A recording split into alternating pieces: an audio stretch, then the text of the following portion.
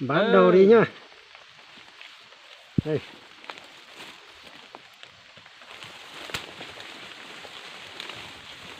Ôi giời. Cái con đường này sao mà xấu quá vậy. Làm cho nó vừa vừa đi.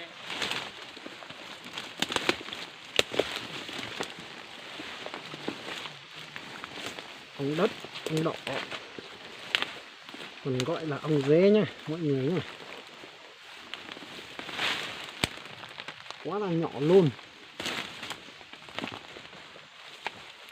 Đó, mọi người thấy chưa, đây luôn. Trời đất ơi, sao mà lâu quá vậy mà mày nó nhỏ quá thế. Ba xe nữa bắt luôn. Luôn vào.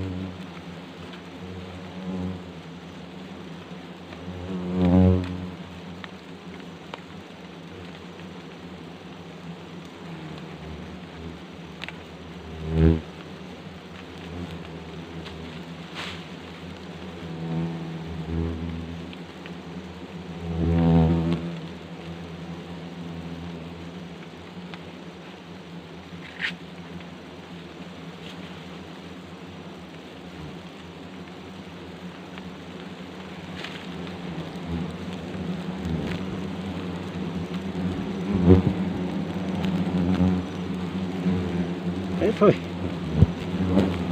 Ây da, khuất bé thế này.